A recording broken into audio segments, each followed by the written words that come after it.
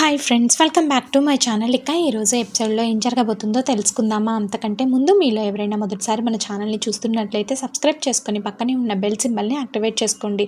అలాగే వీడియో నచ్చితే లైక్ చేయడం మాత్రం మర్చిపోవద్దు. ఇక హాల్లోకి జోష్న అయితే వస్తూ ఉంటుంది. ఇక జోష్న అందంగా రెడీ అయి చీర కట్టుకొని వస్తూ ఉంటుంది. ఒసే జోష్న, ఈరోజు కార్తీక్ అలాగే దీపల పెళ్లి రోజు అంటే అని చెప్పి ఇక అంటూ ఉంటే, అవునా, నాకు తెలియదే, వీళ్ళ డ్రెస్ అని చూసినప్పుడే నాకేదో డౌట్గా అనిపించింది. ఎనీవే, హ్యాపీ వెడ్డింగ్ యానివర్సరీ బావా అని చెప్పి ఇక అంటూ ఉంటుంది.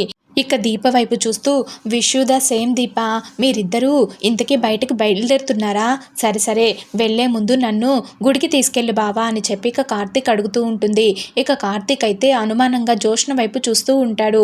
జోష్న ఇంత ప్రశాంతంగా విష్ చేస్తుంది అంటే దీని వెనక ఏదో పెద్ద ప్లానే ఉంది అని అనుకుంటూ ఉంటాడు.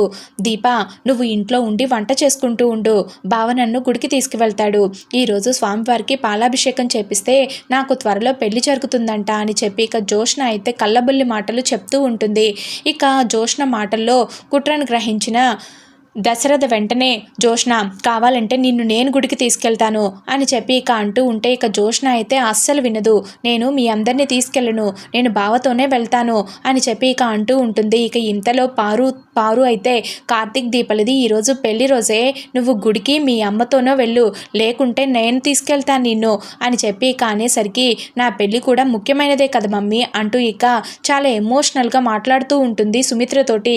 ఇక దాంతో సుమిత్ర జాలిపడి, జోష్న కోరిక కూడా మంచిదే కదా అత్తయ్య, ఆ ముగ్గు తీరందే దీనికి మంచి సంబంధం వచ్చి త్వరగా పెళ్లి జరిగితే అప్పుడు మనందరం కూడా ఆనందంగా ఫీల్ అవుతాము, ప్లీజ్ తనని గుడికి తీసుకువెళ్ళవా కార్తీక్ అని చెప్పి ఇక అడగడంతో ఇక ఆ మాటలు విన్న కార్తీక్ దీప ఇద్దరు కూడా షాక్ అయిపోయి ఒకరి ముఖాలు ఒకరు చూసుకుంటూ ఉంటారు. ఇక ఏం చేయాలో అర్థం కాక పారిజాతం అయితే ఇక జోష్నని ఆపేందుకు, వసై జోష్న, ఈరోజు వాళ్ళది పెళ్లి రోజే, ఈరోజు కాకపోతే రేపైనా తీర్చుకోవచ్చు నీ ముక్కు, అంతేకాని ఈరోజు వాళ్ళిద్దరిని విడదీసిన పాపం మూట కట్టుకోకే అని చెప్పి ఇక చెప్తూ ఉంటుంది.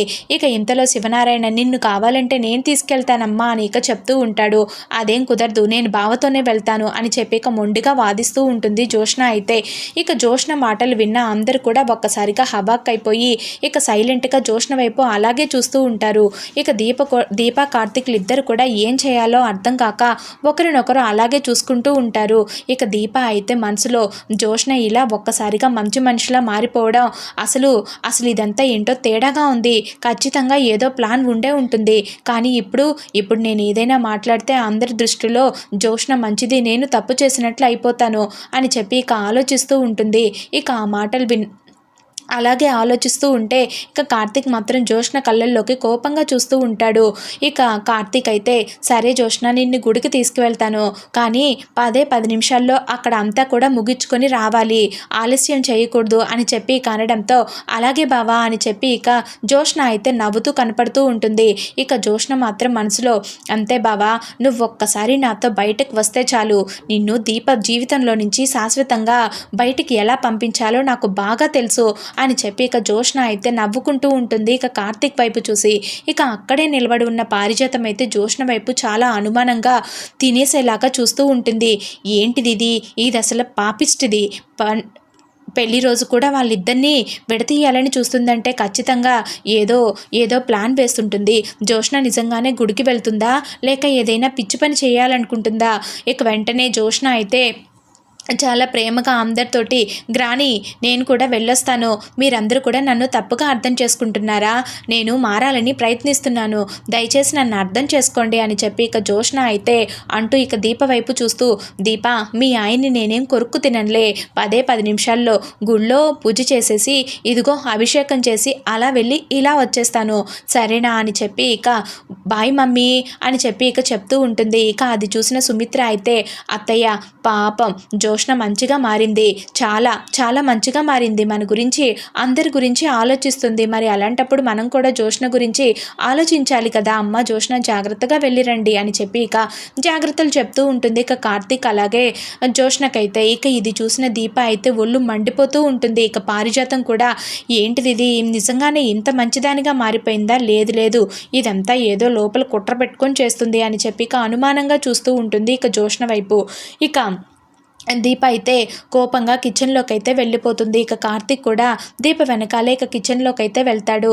ఇక దీప అయితే కార్తీక్ తోటి బావా ఇదేదో తేడాగా ఉంది, ఆ జ్యోష్ణని నమ్మొద్దు, నిన్నేమైనా చేస్తుందేమో అని చెప్పి ఇక చెప్తూ ఉంటే ఇక ఆ మాటలు విన్న కార్తీక్ అయితే నాకు కూడా ఏదో తేడా కొడుతుంది చిన్న మరదల్ని చూస్తుంటే, కానీ ఇప్పుడు మనం తనతో వెళ్ళలేదనుకో అది ఏం ప్లాన్ చేసిందో దానివల్ల వచ్చే విపత్కర పరిస్థితులు ఎలాంటివో మనం తెలుసుకోవాలి అంటే నేను దాంతో ఖచ్చితంగా వెళ్ళాల్సిందే, అయినా నాకేం కాదు, నువ్వు మాత్రం జాగ్రత్త అని చెప్పి ఇక చెప్తూ ఉంటాడు. ఇక ఆ మాటలు విన్న దీప అయితే భయపడుతూ బావా నువ్వు నన్ను ఒంటరిగా వెళ్ళి వదలొద్దు బావా, నాకు చాలా భయం వేస్తుంది అని చెప్పి ఇక కార్తీక్ చేతులు పట్టుకొని బ్రతిమలాడుతూ ఉంటుంది. ఇక కార్తీక్ అయితే నేను జాగ్రత్తగానే ఉంటాను, నువ్వు కూడా ఇంట్లో జాగ్రత్తగా ఉండు మరదలా, ముఖ్యంగా ఏదైనా తినే ముందు తాగే ముందు 1-2 సార్లు చెక్ చేసుకో అని ఇక చెప్పడంతో ఇక ఆ మాటలు విన్న దీప అయితే ఆశ్చర్యపడిపోతూ అంటే జ్యోష్ణ నన్ను ఇంట్లోనే టార్గెట్ చేస్తుందా, అంటే నిన్న భోజనాలు చేసే దగ్గర అలాగే కేక్ తినిపిస్తున్న దగ్గర ఇక కార్తీక్ అడ్డుపడ్డ సందర్భాలన్నీ కూడా గుర్తు చేసుకుంటూ ఉంటుంది ఇక దీప అయితే. ఇక వెంటనే కార్తీక్ అదేం చేస్తుందో ఏమో చెప్పలేం, నువ్వైతే జాగ్రత్తగా ఉండు అని చెప్పి ఇక అంటూ ఉంటుంది. ఇక ఆ మాటలు విన్న దీప అయితే ఒక్కసారిగా కార్తీక్ని కౌగిలించుకొని ఏమో బావా నాకెందుకో టెన్షన్ పడుతూ ఉన్నాం, మనం ఇక్కడికి వచ్చేటప్పుడు ఎంత ఆనందంగా ఉన్నాం, ఆ ఆనందం కాస్త ఇప్పుడు నాకు అంత భయంగా అయిపోయింది, నిన్ను వదలాలంటే నా మనసు ఒప్పుకోవట్లేదు అని చెప్పి ఇక కార్తీక్ని కౌగిలించుకొని ఏడుపు ముఖం పెట్టి అలాగే చూస్తూ ఉంటుంది. ఇక అది చూసిన కార్తీక్ అయితే ఏంటి మరదలా నువ్వు కూడా ఇలా టెన్షన్ పడితే ఎలాగా, చిన్న మరదల గురించి మనకు తెలిసిందే కదా, మనము జాగ్రత్తగా ఉండాలి, త్వరలోనే ఈ కుటుంబం అంతా ఒక్కటవ్వి అందరూ సంతోషంగా ఉండాలి అనంటే మనం ఇప్పుడు కష్టపడక తప్పదు, దయచేసి నన్ను అర్థం చేసుకో అని చెప్పి ఇక చెప్తూ ఉంటాడు. ఇక అంతలో బయట నుంచి జ్యోష్ణ అయితే పెద్దగా బావా టైం అవుతుంది వస్తున్నావా అని చెప్పి ఇక పెద్దగా అరుస్తూ ఉంటుంది. ఇక ఆ మాటలు విన్న కార్తీక్ అయితే మరదలా వస్తున్నాను, నువ్వు రెడీయేనా అని చెప్పి ఇక బయటకు వస్తూ పూజకు కావాల్సినవన్నీ తీసుకున్నావా అని చెప్పి ఇక అడుగుతూ ఉంటాడు. తీసుకున్నాను బావా పద అని చెప్పి ఇక ఇద్దరు కూడా అక్కడి నుంచి వెళ్ళిపోతూ ఉంటే ఇక దీప అయితే చాలా బాధగా వాళ్ళ వైపు అలాగే చూస్తూ ఉంటుంది. ఇక ఇది ఇలా ఉండగా మరొక వైపు జ్యోష్ణ తన గదిలోకి వెళ్ళి ఒక వ్యక్తికి అయితే కాల్ చేస్తూ ఉంటుంది. జ్యోష్ణ అయితే హలో నేను చెప్పిన పని రెడీ అయినా అని చెప్పి కనడంతో ఇక అవతల వ్యక్తి రౌడీ అయితే ఓకే మేడం మీరు గుడి దగ్గరకు వచ్చాక చెప్పండి, ఈరోజు ఆ దీప కథ మొత్తం ముగించేస్తాను అని చెప్పి కనడంతో ఒక్క తప్పు కూడా జరగకూడదు. ఆ మాటలు విని తలుపు దగ్గర ఉన్న పారిజాతం అయితే ఒక్కసారిగా షాక్ అయిపోతూ ఉంటుంది. ఇక పారిజాతం మనసులో వెంటనే అంటే నా అనుమానం నిజమే, మళ్ళీ దీపని చంపడానికి ఇదేదో ప్లాన్ వేస్తుంది అని చెప్పి ఇక వెంటనే పారిజాతం ఎవరికి చెప్పాలో అర్థం కాక ఇప్పుడు ఎలాగైనా సరే దీపని నేను కాపాడుకోవాలి అని చెప్పి ఇక తెగ టెన్షన్ పడిపోతూ ఉంటుంది. ఇక ఇది ఇలా ఉండగా ఇక గుడి దగ్గరికి కార్తీక్ అలాగే జ్యోష్ణ ఇద్దరు కూడా వచ్చేస్తారు. ఇక జ్యోష్ణ అయితే చాలా ప్రశాంతంగా ఏంటి బావా మీ ఆవిడ్ని వదిలొచ్చానని చాలా బాధపడుతున్నట్లున్నావే, ఈ ఎడబాటు ఎక్కువ రోజులు ఉండదులే, కాసేపట్లో ఇంటికి వెళ్ళిపోతాం కదా, ఆ తర్వాత మీరిద్దరు ఎంచక్క జంట పక్షుల్లాగా మీ వీర విహార యాత్రలు చేద్దురు, కానీ ముందైతే కాస్త నవ్వు బావా అని చెప్పి ఇక అంటూ ఉంటుంది. ఇక ఆ మాటలు విన్న కార్తీక్ అయితే ఏంటి జ్యోష్ణ ప్రవర్తన చాలా వింతగా విచిత్రంగా ఉంది అని చెప్పి ఇక అనుకుంటూ ఉంటాడు. కొంపతీసి ఏదైనా ప్లాన్ చేసిందా, చేస్తే ఏం చేసుంటుంది అని చెప్పి ఇక జ్యోష్ణ వైపు అలాగే చూస్తూ ఉంటాడు. ఇక వెంటనే జ్యోష్ణ అయితే బావా నువ్వు ఇక్కడే ఉండు, నేను వెళ్ళి పూజారి గారితో మాట్లాడొసి వస్తాను అని చెప్పి ఇక అంటూ ఉంటే సరే తొందరగా రా టైం అవుతుంది అని ఇక కార్తీక్ అయితే చెప్తూ ఉంటాడు. ఇక జ్యోష్ణ వెళ్ళే వైపు అలాగే చూస్తూ ఉంటాడు. ఇక చుట్టూ అంతా కూడా గమనిస్తూ ఉంటాడు.